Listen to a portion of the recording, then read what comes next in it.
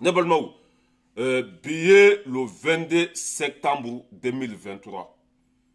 an y'an ka yɛrɛma hɔrɔnya sɔrɔ nin don in de la le 22 septembre jɔn de y'an ka yɛrɛma hɔrɔnya di an ma Baba Modibo Keita an bɛ tasibila kɛ ka ɲɛsin a ma ala ka dayɔrɔ sumaya a y'an kɔ kiti min na ala ka nɔgɔya grâce à Modibo Keita Mali y'a ka yɛrɛma hɔrɔnya ta Modibo Keita de usine caman di Mali ma Modibo Keita de Faransi gɛn ka bɔ Mali kɔnɔ Modibo Keita de Afrique bɛɛ ɲɛ yɛlɛ Baba Modibo Keita i y'a faamuya b'a la ale de an ka yɛrɛma hɔrɔnya di an ma le 22 septembre i y'a faamuya b'a la an bɛ tasibila kɛ ka ɲɛsin Modibo Keita ma ɲinan ye a san 63 de an ka yɛrɛma hɔrɔnya tali ani bi cɛ san 63 an bɛ Modibo Keita fo ka wali ɲuman dɔn ka barikada ala ka lahara sɔn sumaya ye ne balimaw bi an sigi kun ye Asimi Goyita jigitugu masa a ye discours kalan sɔrɔ wallahi a ye anw jigi sigi ka anw jigi fa ka anw sɔn sumaya Asimi Goyita a ye discours min kalan an bɛna o kala a ye discours kalan discours min y'a faamuya b'a la n'a b'a yira k'a fɔ Mali jɔra ka ban Mali seginna danbe kɔnɔ i y'a faamuya b'a la Mali bɛna kɛ taman an b'o discours kala n'an bɔra yen nɔ min ye comment s'appelle Mamadi Doumbouya o ye Guinée président ye ale fana kumana Nations Unies na an bɛna ale kumakan kala n'an tɛmɛna ka bɔ yen nɔ Turki président ale fana ye Niger dɛmɛ an bɛna ale fana kumakan kala n'an bɔra yen nɔ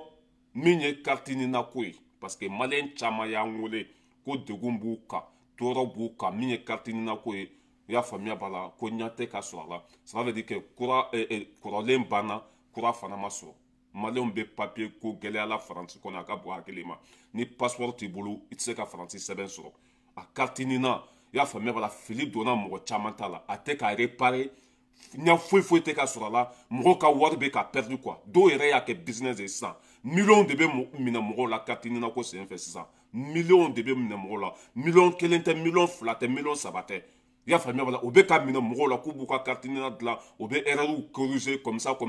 ka mɔgɔw sigi u sen tɛgɛ kɔnɔ a ka bɔ hakili ma an bɛna an da don o fana la n'an bɔra yen nɔ min ye domaine ye kunun an kumana o kan dugukolo ɲagami an kumana o kan kunun an balima dɔw y'an wele i y'a faamuya b'a la ko Oclei ko olu b'a baara kan an bɛna an da don o fana la min ye Mali EDEM ye EDEM n'o y'an ka kuransoba ye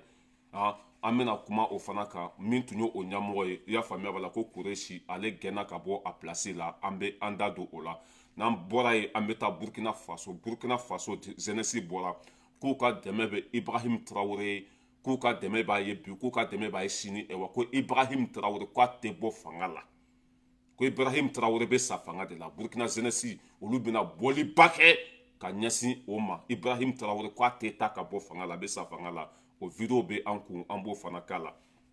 yanni an ka don an sigi kunba kɔnɔ an bɛ musobaw ka musobaw fo hɔrɔnmuso ɲalen n'o ye Bathily ye Bathily bɛ ka fantanw dɛmɛ a ka bon hakili ma a bɛ ka Bamako la sanuya bi a ka bon hakili ma a bɛ ka lampadaire di fantanw ma a bɛ ka fantanw banabagatɔ minnu ni se t'u ye i y'a faamuya b'a la a bɛ k'olu ta bi ka t'olu furakɛ Maroc Tunisie fan bɛɛ lajɛlen fɛ banabagatɔ minnu dalen bɛ dɔgɔtɔrɔso la ni dɔrɔmɛ 20 t'u bolo ka pikiri biɲɛ san Bathily bɛ ka ninnu bɛɛ dɛmɛ Bathily Ɲangi musobaw ka musoba hɔrɔnmuso ɲalen an ka foli bi ye an bɛ ɲɔgɔn bolo ni ta tun tɛ fantan dɛmɛ ye ni ta tun tɛ ɲumanya ye ni ta tun tɛ Maliko ye i tɔgɔ tɛ bɔ anw da kɔnɔ mais i bɛ ka baara min kɛ a bɛ ka kɛ Ala ɲɛna i bɛ ka dɛmɛ min ta ka ɲɛsin fantanw ma nin bɛɛ lajɛlen bɛ ka kɛ malidenw ɲɛna ɲadimi de kɔnɔdimi tɛ hali bi i ka continuer i ka fantan dɛmɛ fɛ i ka continuer i ka faso kanu na i ka continuer i y'a faamuya b'a la i ka jamana jɔ la ni Ala y'i bila ɲɛfɛ c'est normal i bɛ segin ka min kɔfɛ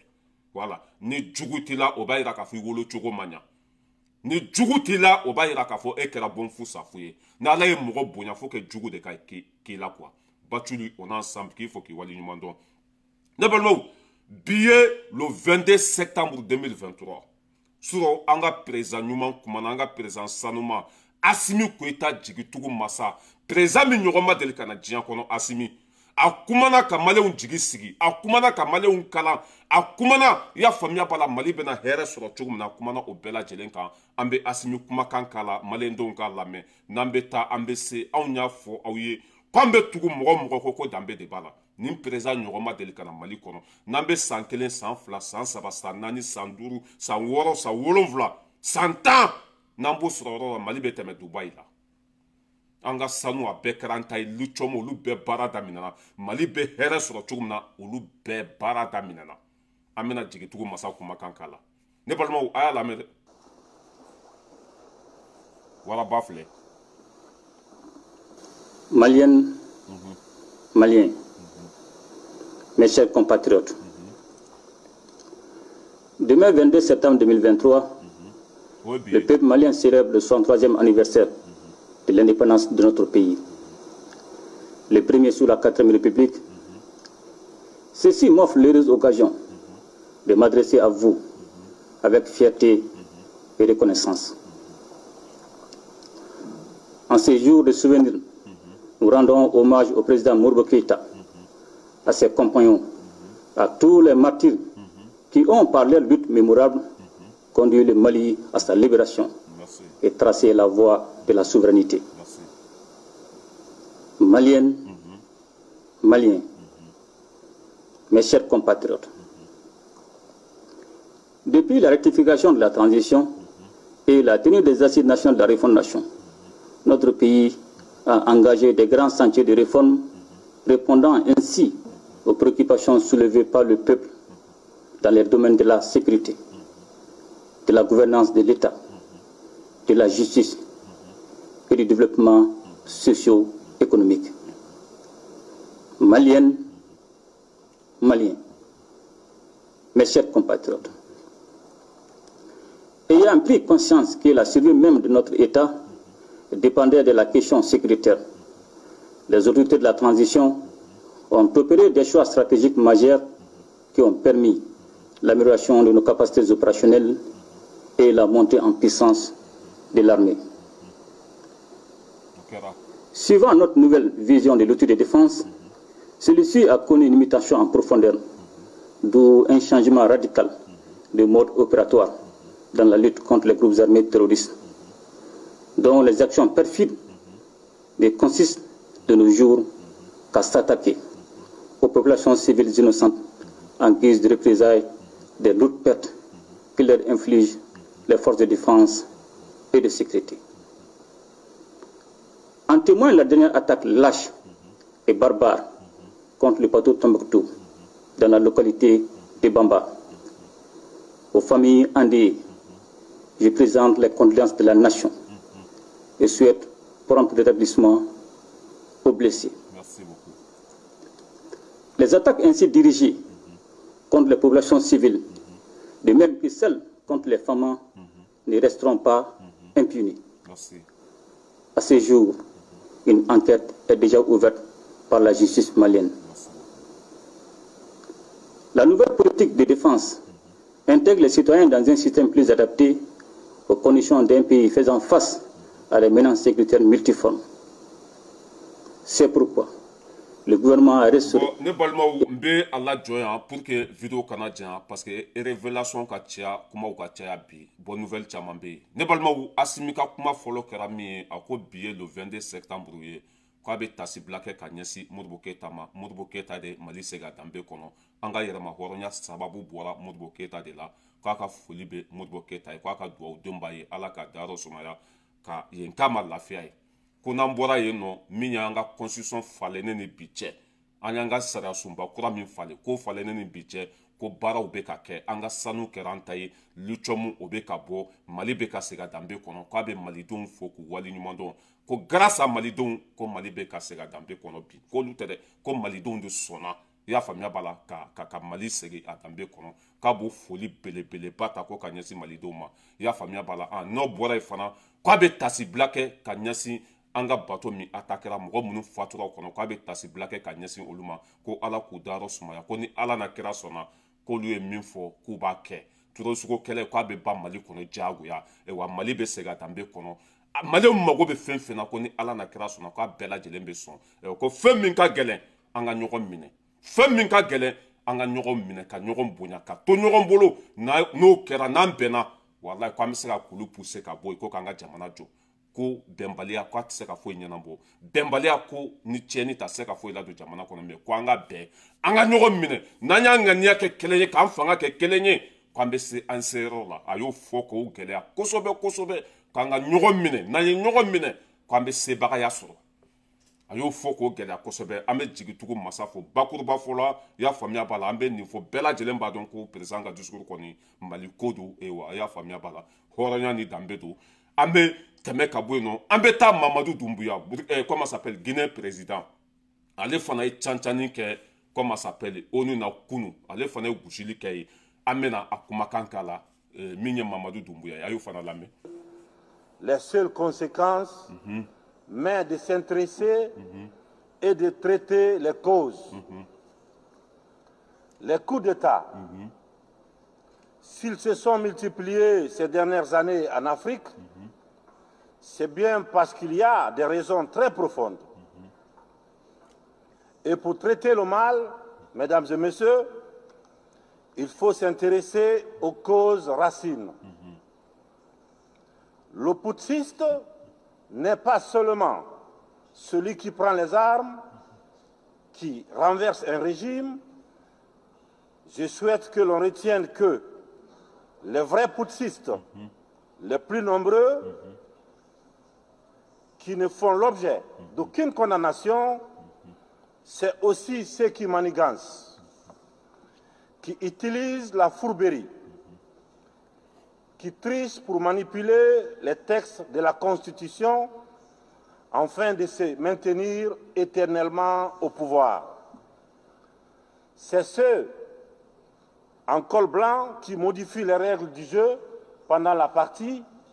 pour conserver les rênes du pouvoir. Voilà les putschistes les plus nombreux. Monsieur le Président, Mesdames et Messieurs, je fais partie de ceux qui, un matin,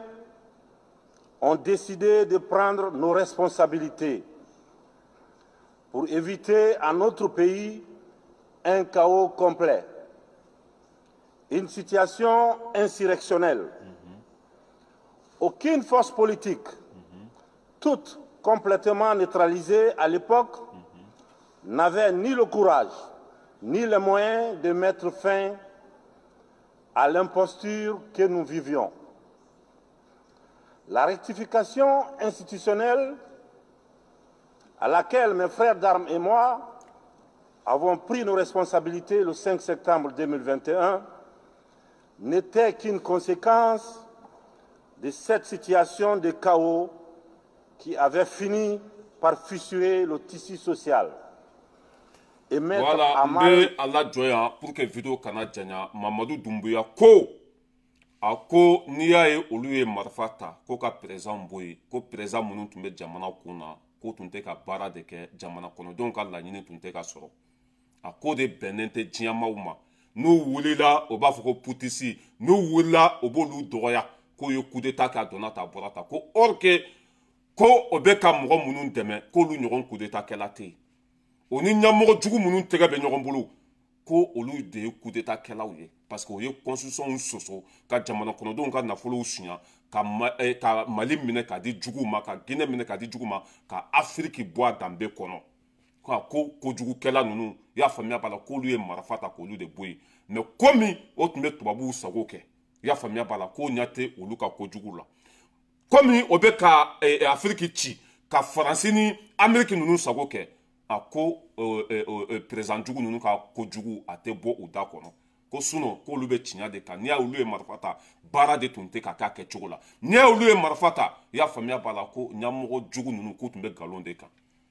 a ko olu ye jamana kɔnɔdenw de sauver olu ye jamana de sauver jamana ka hɛrɛ olu nana o de ɲini olu nana o de di jamana kɔnɔdenw ma mais ko ni diɲɛma wulila dɔrɔn le putisi a donna putisi ye kojugukɛla de ko or que ko kojugukɛlaw bɛ yen nɔ min ka jugu ni olu ye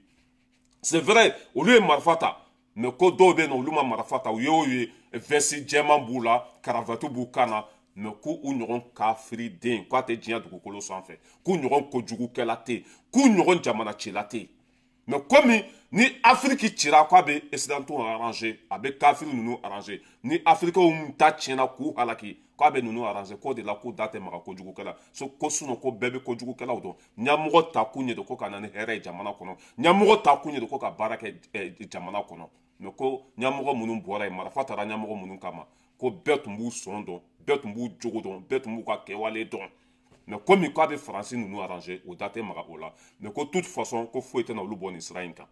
ya famia bala jamana kono donc la yine mi ko lubo de ke ko wulu be kule sugu be cho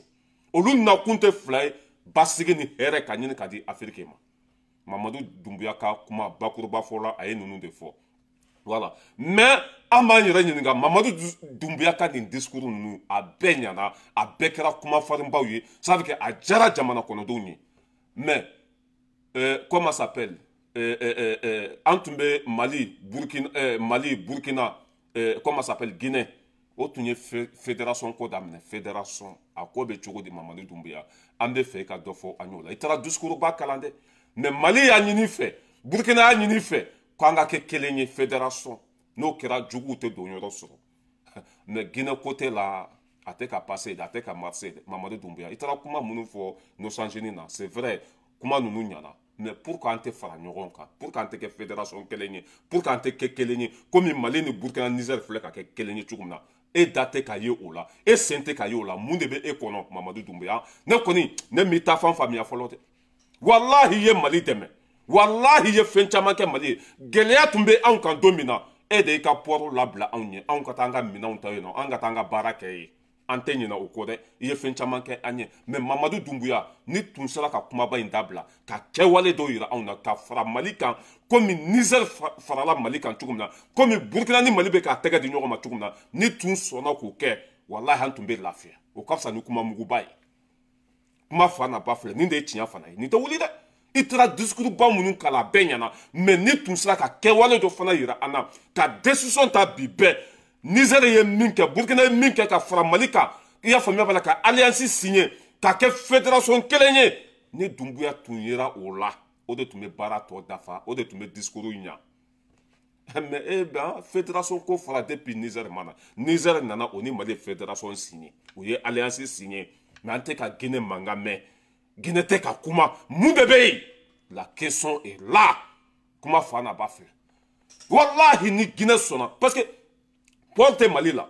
port te Niger port te Burkina port be Guinée de ni Guinée farla ni jamana saba in kan u ka kɛ fédération naani ka kɛ kelen ye ka kɛ jamana kelen ye an bɛ bɔ ɲɔgɔn la sisan Afrique bɛɛ bɛ tugu an kɔ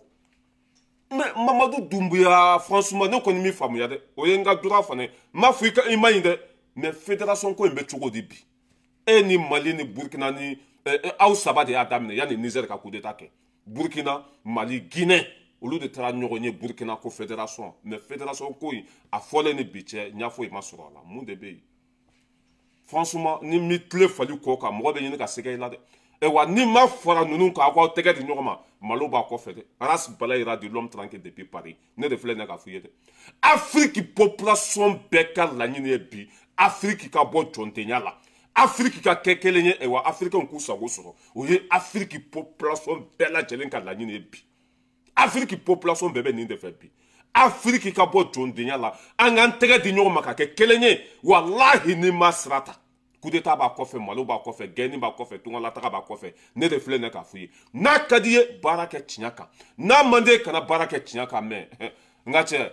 bilahi n'i ye sira jugu ta wallahi fɛn bɛ yɛlɛ i la ɲin tɛ fɛn min da kɔnɔ Aras Balaira de filɛ ne k'a fɔ dɛ sira ɲuman ta i ka fara ninnu kan Niger ye coup d'état kɛ o don même pas kalo kelen olu wulila ka se Mali ma alliance siɲɛna u ni ɲɔgɔn cɛ ka kɛ jamana kelen ye Mali sɔrɔdasi ni Burkina sɔrɔdasi ni Niger sɔrɔdasi a bɛɛ kɛra kelen ye ni sera Mali ma a bɛ komi sera Burkina ni Niger ma ni sera Burkina ma a bɛ komi sera Mali ni fɛn ma olu nana sɔrɔ e bɛ cɛ sira ɲuman ta i ka fédération senni ninnu cɛ a bɛɛ ka kɛ jamana kelen ye an bɛɛ k'an tɛgɛ di ɲɔgɔn ma an bɛɛ ka baara kɛ ɲɔgɔn fɛ an ka kɛ fa kelen ba kelen ye an ka hɛrɛ b'o de la union fait la force union fait la force mais ni kɔgɔ pɛrɛnna fɛn bɛɛ don min yɛrɛ tɛ basa ye n'an bɛɛ tun kɛra kelen ye sisan b'a sɔrɔ ɲɛmɔgɔ jugu n'u coup d'état bɛ ka k'u bɛɛ la sisan Mali Burkina Niger i y'a faamuya b'a la Guinée wallahi n'an bɛɛ kɛra kelen ye Paul Biya bɛ bɔ yen i y'a faamuya b'a la Ghana ninnu bɛɛ bɛ coup d'état k'u ka jamana parce que an bɛna fanga sɔrɔ ni nin jamana naani kɛra kelen sa an ka minɛn bɛɛ bɛ tɛmɛ Guinée fɛ an bɛɛ bɛ kɛ wallahi bila barika bɛ don kow la sisan mais ka t'i jɔ naissance na ka basan belebelebaw jɔ ka fugulaw don kunkolo la nin dɛ botiti nin o kuma ninnu cɛ ka ɲi o kuma ninnu ka ɲi mais au fond il y a quoi la question est là ko ni tubabumuso n ka cɛ a tɛ k'a sen dɛrɛ kan dɛ tubabumuso i b'a dɔn n ka cɛ tubabumuso ninnu Alassane Dramane Ouattara filɛ Côte d'Ivoire foyi m'a mago sa tubabumuso kɔ e fana Guinée yen nɔ i y'a faamuya b'a la tuma dɔ la i bɛ taa ɲɛfɛ tuma dɔ la i bɛ segin kɔfɛ tuma dɔ la i bɛ kuma tuma dɔ la i bɛ makun on comprend rien mun de bɛ yen dis-nous mun de bɛ yen je comprends pas ne yɛrɛ tun ko k'i ɲɔgɔn cɛba tɛ yen n ko tubabumuso in tɛ s'i la mais n ka cɛ i bɛ ka taa cogo min na ni ma i tile fali kɔ kan coup d'état bɛ yen dɛ ni m'i tile fali kɔ kan gɛnni bɛ yen dɛ ni m'i tile fali kɔ kan bilahi n ye n kale ala la afirikɛnw kunu na o tɛ segin kɔfɛ dɛ bilahi tellement que an tɛ tubabuw fɛ bi afirikɛnw parce que olu de y'an jugu fɔlɔ-fɔlɔ ye n'i k'u b'olu sago kɛ i bɛ bɔ fenêtre fɛ i bɛ bɔ fenêtre fɛ i ka kunu discours i y'a kɛ kumaw ɲana mais dusukun de bɛ baara kan ni kɛwale i taabolo ne m'a faamuya dɛ wa ne yɛrɛ ka danaya t'i kan quoi i ye ɲuman min fana kɛ an tɛ k'i ma fisirunwale dɛ gɛlɛya b'an kan don min na e de y'i ka port labila gɛlɛya b'an kan don min na e de y'an dɛmɛ gɛlɛya b'an kan don min na e de donna an jigi kɔrɔ mais ni tun tora o sira kan walahi lafiya bɛ na o fana ka bon ni nin bɛɛ ye walahi ni e tun ye fédération in signé k'a sɔn fédération in ma an bɛɛ ka kɛ kelen ye tubabuw tun bɛ sa siɲɛ kelen quoi bilaw tun bɛ Afiriki bila sisan mais an tɛ ka foyi faamuya la Mali ni Burkina filɛ nin ye do Niger olu taara sigi ka fédération signé bɛɛ y'a ye mais an tɛ k'e mankan mɛn an tɛ ka e ye an tɛ k'i kumakan mɛn foyi mun de bɛ yen dis-nous an tɛ kɛ mɔgɔ fɛ ten dɛ i tile fali kɔ kan n'o kɛra an bɛ bɛn ni mi tile fali kɔ kan fɛn bɛ yɛlɛ i la n'i tɛ fɛn min t'a kɔnɔ Mamadu Dunbiya parce que an ka tiɲɛ fɔ ɲɔgɔn ye cɛ tɛ normal la quoi an ka tiɲɛ fɔ ɲɔgɔn ye cɛ ne tɛ k'a faamuya dɛ n'an kumana bi mɔgɔw t'a faamuya mais n'an bɛ ka taa mɔgɔ bɛ na tiɲɛ faamuya cɛ in bɛ cogo min na tilennen tɛ dɛ tubabumuso bɛ ɲini ka s'a la quoi tubabumuso in i y'a faamuya b'a la a ka moriw ka o ka fɛn ninnu bɛ ɲini ka s'a la dɛ e masa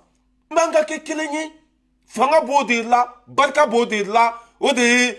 mais n'aw Niger nana o don bɛɛ ɲɛ b'olu ta cogo la bɛɛ b'a dɔn k'olu bɛ taga ɲɛfɛ bɛɛ b'a dɔn k'olu ka kɛlɛ o y'a kɛ kun min kama a b'u sɛbɛ ma parce que ni mɔgɔ bɛ tiɲɛ kan a ma filimatɔ tɛ o ni mɔgɔ bɛ kan ka baara ɲuman kɛ a ma filimatɔ tɛ Burkina nana Ibrahim Traoré bɛɛ b'a dɔn ko a ta ye Afiriki ko de bɛɛ b'a dɔn ko a nana tubabuw kɛlɛli de kama o ma filimatɔ tɛ Niger fana Abdramane Tchani depuis a nana don min na bɛɛ b'a dɔn ko dusu b'a la ka tubabuw gɛn ka bɔ yen bɛɛ b'a dɔn ko dusu b'a la o ni Mali ninnu bɛɛ ka kɛ kelen ye bɛɛ b'a dɔn ko dusu b'a la mais e min ye coup d'état kɛ ninnu bɛɛ ɲɛ tuma dɔ la i bɛ pan ka bɔ tuma dɔ la i bɛ don i ka wo kɔnɔ mɔgɔ si t'i couleur dɔn nin waati in na i bɛ komi caméléon ni cɛ t'a fɔ an b'a fɔ dɛ wa an tɛ mɔgɔ ko an bɛ tiɲɛ de kɔ n'i y'i tile fali sanfɛ an ba i ye ɲumanya caman k'anw ye an da maga o la an y'i dɛmɛ siɲɛ caman mais ni m'i tile fali kɔ kan malo b'a kɔfɛ n ye n kali ala la ala min ka bon n ka kalili ma ni m'i tile fali kɔ kan bilahi malo b'a kɔfɛ mais c'est n'importe quoi a ka bon hakili ma quoi an bɛ tɛmɛ ka bɔ yen nɔ i tile fali kɔ kan dɛ ka t'i jɔ nisɔndiya na k'a kɛ kumaba fɔ ye o dɔrɔn t'a ɲɛ ye dɛ fo k'i ka kɛwale de yira taa fara nin jamana saba in kan taa i ni nin jamana saba ka kɛ kelen ye an ka hɛrɛ b'o de la taa i ni nin jamana saba k'aw tɛgɛ di ɲɔgɔn ma Afiriki bɛ bɔ nɔgɔ la o de la Afiriki bɛ jɔ o de la mɔgɔ kelen tɛ se parce que an ni mɔgɔ minnu bɛ ɲɔgɔn na u fɛlɛ ka bon kafiriw don ala juguw don olu den dɔ bɛ e bolo an t'a dɔn o de bɛ k'e manipuler wa olu somɔgɔ dɔw de bɛ e ka furu la an t'a dɔn o de bɛ ka s'i la wa parce que min filɛ Côte d'Ivoire o somɔgɔ dɔw de b'o bolo o denmuso dɔw de b'o bolo o kɛra juguw sago ye e fana o denmuso dɔ bɛ e bolo an t'a dɔn ni denmuso in de bɛ k'i manipuler wa walima ni fɛn min bɛ o c'est pas kamalenkɔrɔ belebele jamanja sanfa dugufa tuma dɔ la a bɛ dɔn kɛ ka taa ɲɛfɛ tuma dɔ la a bɛ dɔn kɛ ka taa kɔfɛ mɔgɔ si t'a couleur dɔn mais c'est du n'importe quoi ne tun farala nin kan sisan b'a sɔrɔ an sera o ne ka bɔ i da la dɔrɔn fédération ka kɛ bilahi sisan b'a sɔrɔ an sera ka bɔ mais ni jugu nunu ye ni jamana nani ça ku kera kelenye bila obesa mais on sait pas on t'a do hakilina min bila on t'a do ibe min fait on t'a do ita yemi moi ni wati ko na yene ko na fili de ango tia fo nyugo ni wati na yene ko na fili ne t'a do abe fait min fait ni ma fait min fo na fo me ka kuma kan de mais ni kuma na ya ndemede aya ndemanyo fo aya ndemanya anye tegere fo akunya o anya sutuni ya o aye kele ka ye ya o be make ya mais na te sira nyuma kan bo fana fo pour ka sira nyuma mine ah jugu ya te ka nyasama fo te ka nyasama Niger nana o do beba donc koko Afrique joli bolu sebema Niger présent nana o don même pas kalo kele beba donc dusu bala ka nyasa Afrique ma beba donc abi fa Afrique katanya fe Niger présent Abdelrahman Tchani o nana o don ka esro mais comment ça s'appelle Guinée coup d'état ni Mali ta te kelenye da a be kelen Afrique be kelen an be ka la nyine kelenye Europe be tere be nyoron bulu olu te nyoron labla Portugal Italie Espagne Anglais o be tere be nyoron bulu mais anga nyoron mine anga bo nokola kuma fana ba fla anga nyoron mine anga bo nokola kati jonne sans une naka couler nko fe fo ite ine aunte do da fe ine aunte do da fe Mamadou Doumbouya I jelente bi I jelente sini ante ki famia kuma fana ba fla na kadie tinyata na mande kana tinyata billahi fembe yeli la nyete fe minda kono Afrique population bi masiti ko manipuler bebe tinyani galon do ka bonyona e wan beka la nyine de Afrique ka sega dambe kono ni mi coûte le fali sans fait fembe yeli la nyete fe minda kono Mamadou Doumbouya parce qu'il maï voilà ni mo na kadi mo mi boy ka fo ko anya la goshi non s'en fout ambe ala ta de fante mo ko de Abdelrahman Tchani nana o don battre kalo kelen beba donc ko dambe tigido beba donc ko horondo mais ale fulani oni Mali Burkina Guinée o tara siga mpenya na Burkina ko fédération akobe chugodi munde pays manga tian fo nyoko ça ambe teme kabo no na fata ale la mais ambe nambe katambe se ambe na Turquie présent na ale fana boira quoi ka deme be comment ça s'appelle Nigeria la mais Turquie présent ba fo. Le principe selon lequel les problèmes africains doivent déboucher sur des solutions africaines est aujourd'hui bien établi. Pour accompagner l'Afrique dans cette voie, nous avons mis en place un partenariat stratégique qui couronne les relations d'amitié que nous avons forgées avec ce continent. Toutefois, j'aimerais dire encore une fois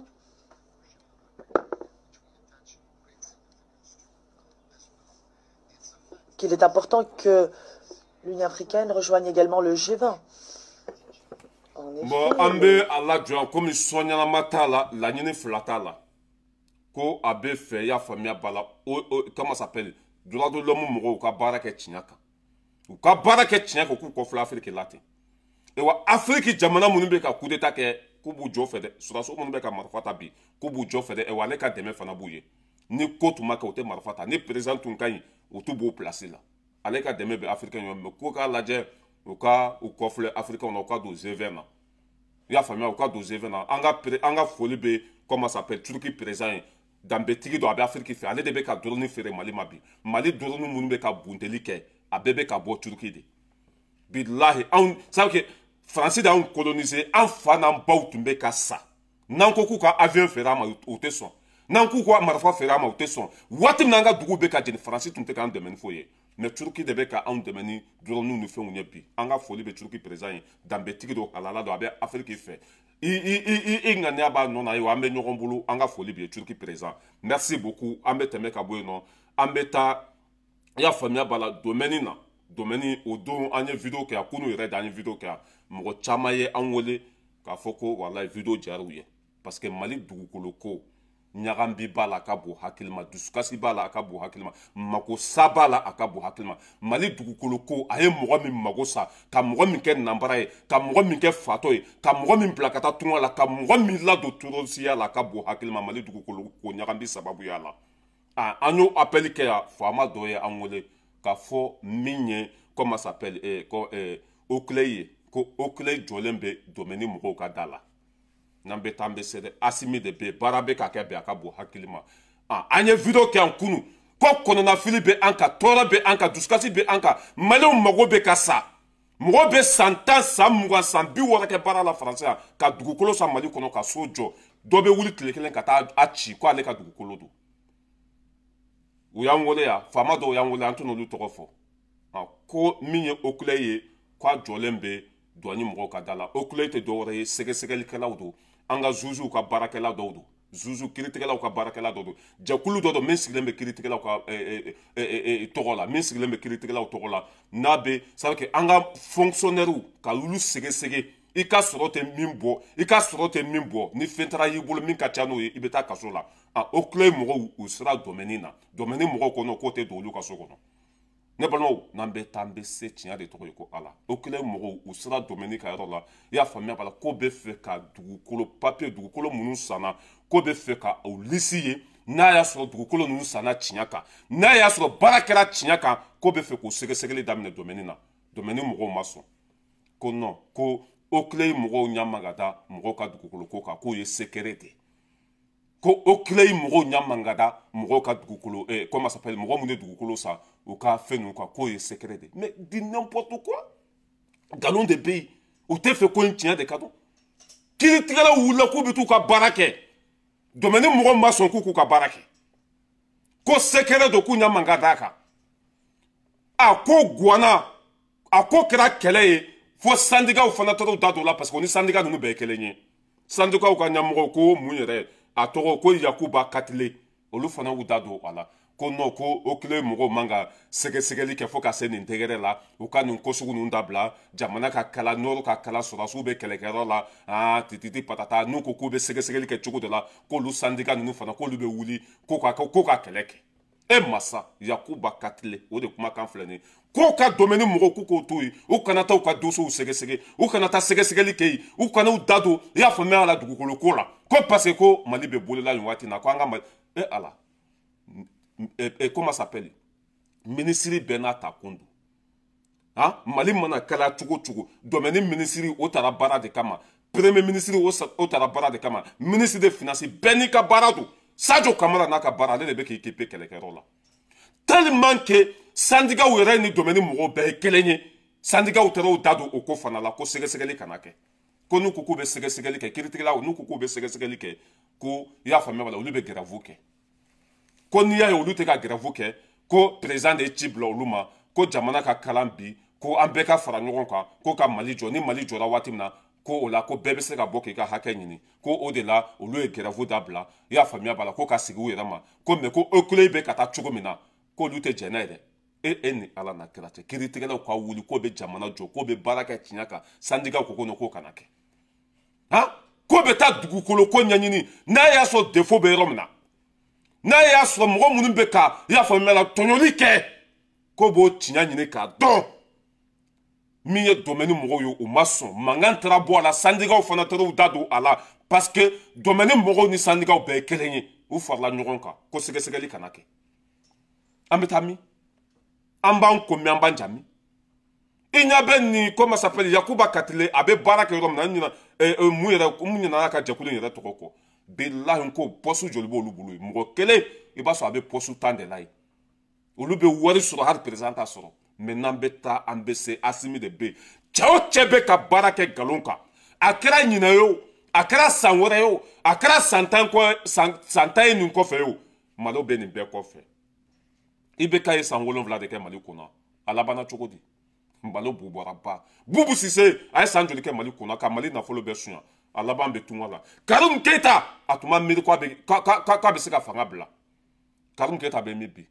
aw sɔnna bi sɛgɛsɛgɛli ka kɛ domaine na o a ma sɔn o nka cɛ ko bɛɛ bɛ laban tiɲɛ de ma bilahi n ye kali Ala la malidenw bɛ sira min kan n'o ye yɛlɛma sira ye turu bɛ se bɛɛ de ma cɛ o cɛ bɛ nkalon kan ni mi ku tile fali sanfɛ Mali b'a kɔfɛ dɛ Aras Balayira filɛ k'a fɔ dɛ cɛ o cɛ bɛ nkalon sira kan ni mi ku tile fali sanfɛ Mali b'a kɔfɛ bilahi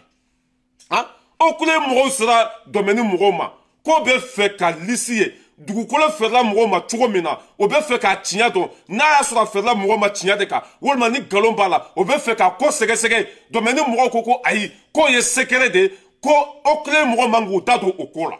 ko Okulɛ mɔgɔw man ka taa sɛgɛsɛgɛli kɛ yen Mais c'est du n'importe quoi.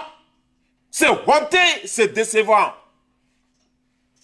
Zuzi manga ta do jamana ko la. Zuzi manga mko ka hake nini. Zuzi manga ta sega ka ufe no. Otmana ala ya odla ministre on ganga galon de bay, nyarambi de bay, o be fe ko senda o de ka, o te fe o de ka don.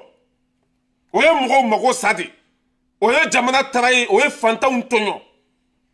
Oye nyarambi chaman de kay, oye shoni chaman de kay, oye mko sai, o te fe o de ka don. Oklaye sega ke bio, ma ke bio. Tiens de be là-bas, galon quoi malode. Comment faire n'a pas fait? C'est que c'est la bama que bio. Bilay c'est que le beta qui a simi de be. A tête me foi là. Et wa te pas me reçu kuna. Hein? O kuma chara syndicat fonatali dado là. Ko kanata c'est que le kay. Ko jamana ka kala. E mo mu ka dube ka cholu mankala. Hein? Duskasi bo lu kambe ka bo hakilima. Torobo lu kambe aka bo hakilima moko ka san keme ke barala e ka wuli ka to tigi ka fenchi ko ha nambara in bebe domaine de koné galo in bebe de o lebe moko tromper mais nambe tambe se billahi nyankali alala billahi chaw chebe ka male un tono wallahi malo ba ko fede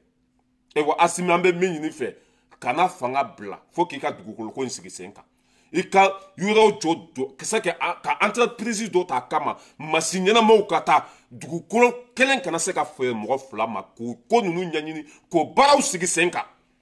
ni mo be dugukolo so kana sa yuro si o ka temendo ko mi france no be chogo mena ni be fe ka dugukolo sa akaka yuro kelen da akaka so belebele ba kelen be katika dugukolo sa ni tara dugukolo sa no o de dugu ete o bara sigi senka suno asimi dugukolo nyagambi sababu yala mugo chaman kera fato yi mugo chaman be tunga lo te fe kata marla bi parce que mugo sara mugo chaman tra fara tout suka fantan chaman de yu yere fara ni koso parce que fantan ka san joli ka so kelenjo do ka wuli so ma do ka leta do o toro ka bo net se ka supporter ne kan se ke bara la ka ni jo klekele ko etado sal ke bi fara ka kla ka yere fara net se ka supporter quoi net se ka supporter kaneka dugukolo minena nyen si beke tirikuto ko la ka so minjo kanga venir de là et kana ne magosa moi je peux pas supporter billahi mbe marfata ki bata sauter katla ka yere fara parce que balo kunte na tukuno ne kanga sojo ne ka ta laba iri kono mais c'est pas la peine encore c'est pas la peine de vivre encore c'est pas la peine nga balo tukuni e waye mo mi magosa ka bo hakilima oye mo mi tati aka bo hakilima as turu sera uluma sere turu sera uluma ko no ko e secret di n'importe quoi ah secret do zuzu nyambanga da mo ka dugukolo papier nu mo ka fe on ka ko secret do la ilaha illallah ah mani ye si de malabolike mani me si de menambe tambese wallahi galon ko e malodi oye mo tono ma bébé ban ni bébé ban tiens de be là-bas voilà kunu nya video ka mo ba wi ngole wallahi ko barabe sena de ko baraba de be sena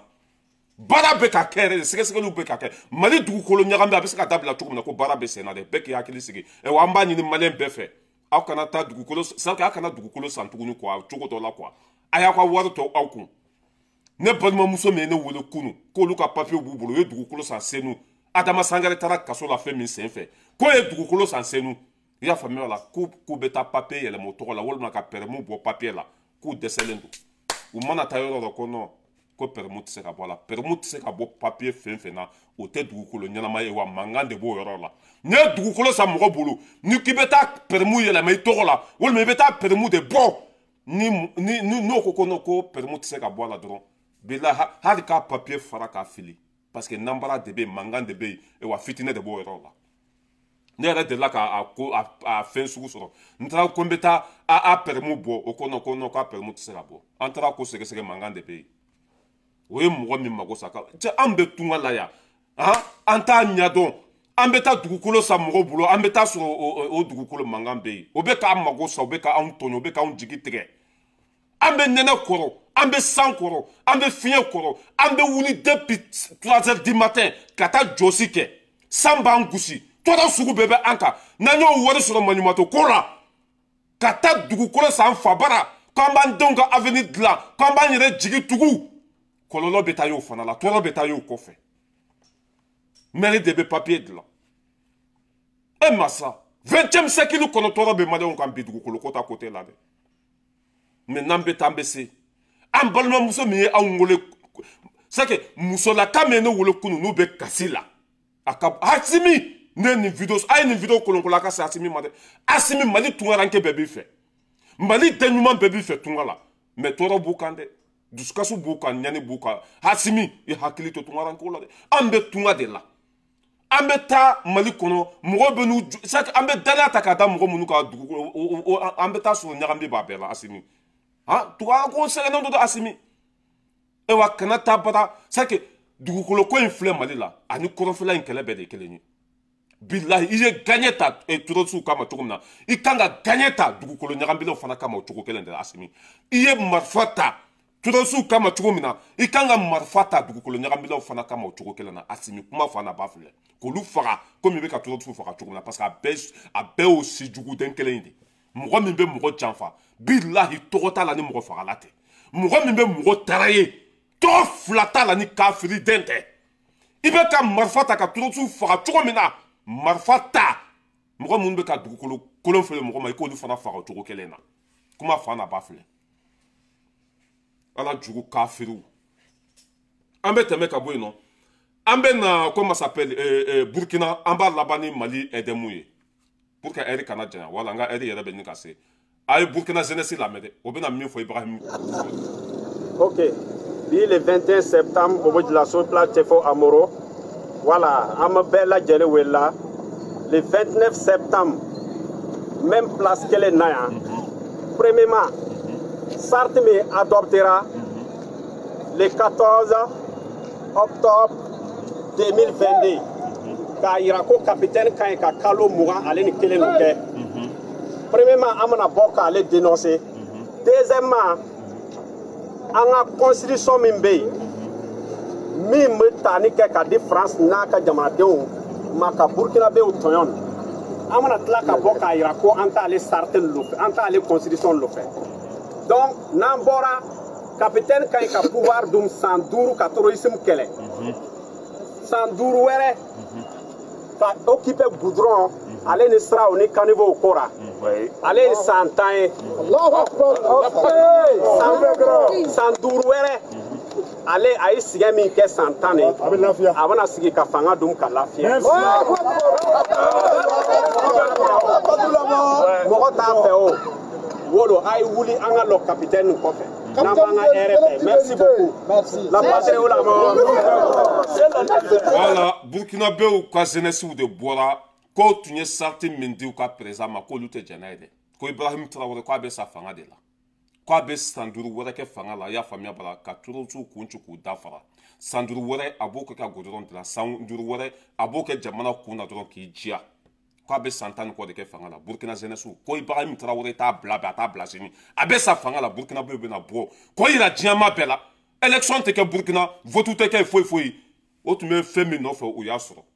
vote ke kunye mo nyana madi vote ke kunye de ka dambe tigi ni ka bla jamana kuna dambe tigi be deza horon dembe halala dembe muso nyuma dembe Burkina kuna deza Burkina be ka avancer ka bo hakilima Burkina jeunesse be farla non ka ko élection te o be boka ira diama bela parce que élection be ke Burkina be o de kama élection be ke jamana kuna don de kama ko lu magote élection na chamimbe ayo olu jugu fa chamimbe ayo lu sutura chamimbe ayo lu nyaji che chamimbe u ka dana ba ka ta bla chini ninda ke tugu la jeunesse consciente Asimi fana en fana beno de ke élection te ke Mali kono Asimi kato jamana kono en fana beno o de ke ka Burkina jeunesse fo ninda e tiaye ni fana de kanga ke ala ka barka do Burkina jeunesse la Burkina jeunesse ngate olu ya nyata Burkina la ite mo ye Burkina membe tiske ka Ibrahim Traoré la gosi e baye Mali de kono Burkina itaye ala ka barka do Burkina jeunesse la aye mi fo tiado cheka to jamana kuna da kana blade mo min nana ka ke président Burkina kuna banaka sala amadeli ka ke har to masanga amadeli ka ke ka jaka sarako Ibrahim Traoré de ake aya deme e wanga soutien fana ba wuye ambe teme ka boy no ambe ta edem na Mali courant so ba ja courant ko gela mimbe anka anga nyamugo nunu abetu njonde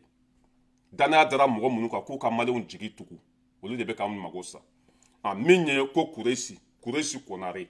ale gena kunu ka bo place la min tun ye edem ɲamɔgɔ ye edem ɲamɔgɔ mali kuranso o ɲamɔgɔ a gɛnna kunu ka bɔ a place la parce que ministre kura de taara Asimi ministre kura bila ye ministre kura in nana ye sɛgɛsɛgɛli kɛ a taara sɔrɔ ɲamɔgɔ yɛrɛ ye zon de ye u y'a gɛn ka bɔ yen Asimi ye miliyari 7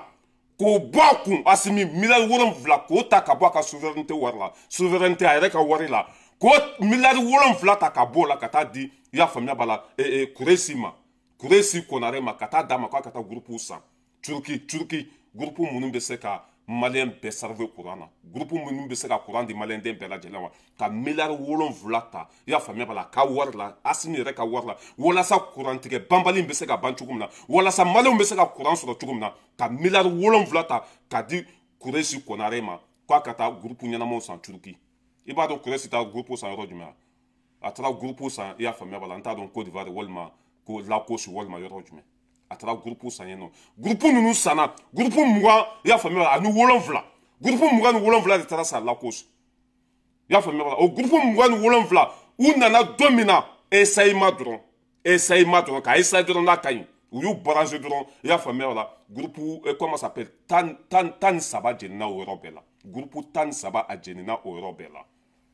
e masa groupe tan saba a jenina o yɔrɔ bɛɛ la Kuresi Konare i y'a faamuya la miliyari 7 de dira a ma k'a ka taa groupe san groupe min bɛ kuran di maliyɛn den bɛɛ lajɛlen ma a taara sous-facturation minɛn ɲɛnama minnu tun kan ka sa banna ka taa olu san ka taa wari don minɛnkolonw na o minɛnkolon ninnu nalen Mali kɔnɔ k'u b'u baranze dɔrɔn k'a essayer n'u ka ɲi 13 jenina o yɔrɔ bɛɛ la dɔw taara Mota a bɛɛ jenina o y'a gɛn ka bɔ a place la sɔɔni a bɛna taa bo kɛ palan kɔnɔ Asimi de bɛ yen tante tuguni Asimi de bɛ tante sɔɔni ani Zuzu bɛna ɲɔgɔn ye parce que a gɛnna ka bɔ a place la Madame Kamara ministre kura min taara Asimi ministre kura min sigi kuranko kunna sisan o ministre nana dɔrɔn ka ca a bɛ ka sɛgɛsɛgɛli kɛ yen a taara sɔrɔ ɲɛmɔgɔ yɛrɛ de ma ɲi ɲɛmɔgɔ Kuresi Konare ale yɛrɛ de ma ɲi wari dira a ma miliyari 7 i y'a faamuya Asimi y'o bɔ a yɛrɛ kunna wari de la miliyari 7 k'o bɔ a yɛrɛ jamana ka wari ta Asimi yɛrɛ ka wari pour que kurantigɛ maliyɛnw bɛ se ka lafiya cogo min na o wari dira Konare ma k'a ka taa groupe ɲɛnamaw san Turki parce que Turki groupe de ka ɲi Turki groupe de i y'a faamuya o la barika b'olu la olu de bɛ miɲɛ olu de kolo ka gɛlɛn olu de bɛ se sa barika b'olu de la quoi k'a ka taa o groupe ɲɛnama ninnu san tellement que o degera suɲɛni na tellement que o tɛ Ala dɔn tellement que i y'a faamuya o la dangadenw don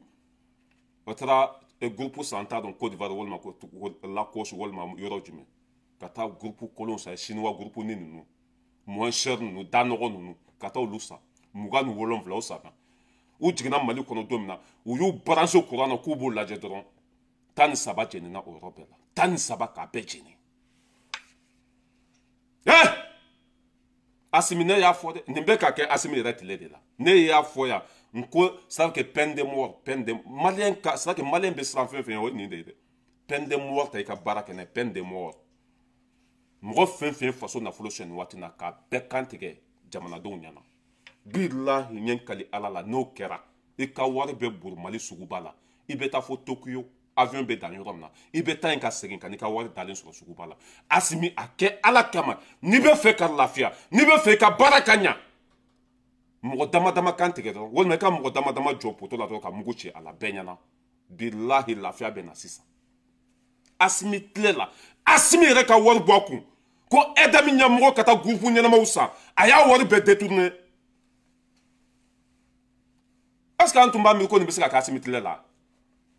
moi je pense pas ne tun bolo k'u bɛɛ bɛ na siran u bɛɛ bɛ na siran minɛ ja hali bi dɔw ja ka gɛlɛn ja hali bi dɔw tɛ Ala dɔn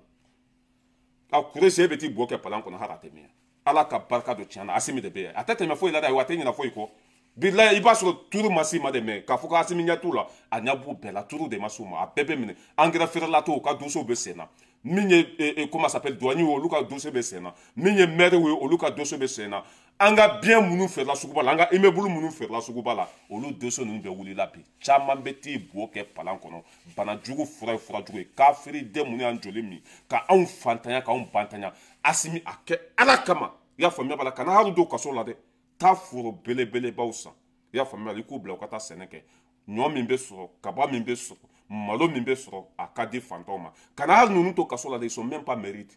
soit u k'u faga walima i k'u bila u ka taa sɛnɛ kɛ kuma fɔ a n'a ba filɛ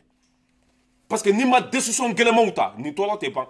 n'i ma décision gɛlɛmaw ta sɔnni tɛ dabila dɛ hakɛto bɛ kuma kɔnɔ wasalamu ala ka bi nɔgɔya a b'a partager parce que vidéo nafa ka bon kosɛbɛ whatsapp groupe bɛ yen nɔ n'a y'a partager ka taa olu kɔnɔ mɔgɔ caman b'a sɔrɔ n'a y'a partager aw yɛrɛ ka page sanfɛ mɔgɔ caman b'a sɔrɔ hakɛto bɛ kuma kɔnɔ wasalamu ala ka bi